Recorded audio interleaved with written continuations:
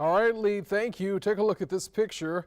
The long line of RVs means it is officially Florida-Georgia game week. Played annually in Jacksonville since 1933, the rivalry is one of the last remaining neutral site contests in college football. Andrew Badillo is on your side tonight discussing the game's future here in Jacksonville.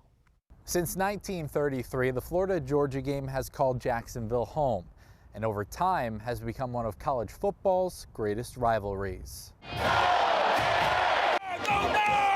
When you're talking about 100 years, for example, of tradition, you're talking about 100 years of just the time. Dave Chauncey is the president emeritus of the Jacksonville Historical Society and has studied the game's history and future in Jacksonville. The game is definitely in flux, I would say. Last July, Georgia head coach Kirby Smart called for the game to be moved to campus, saying a neutral site game is bad for recruiting.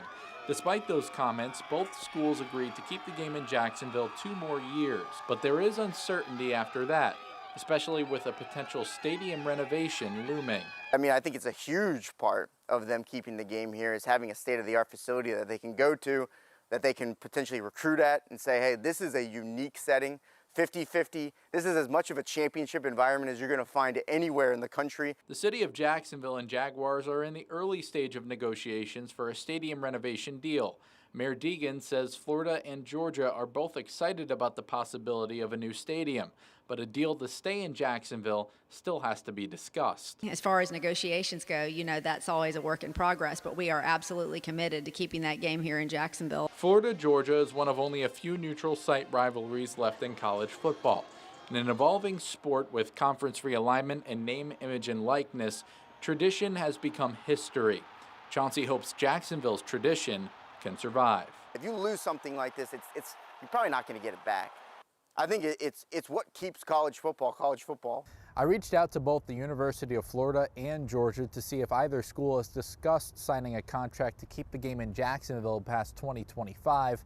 I'm waiting for a response. In Jacksonville, Andrew Badillo, First Coast News on your side. Andrew, thank you, and be sure to join the First Coast Sports team live from RV City Friday night as we'll get you ready for Florida-Georgia on Saturday. Our Border War special, it airs this Friday night at 7:30 on ABC 25.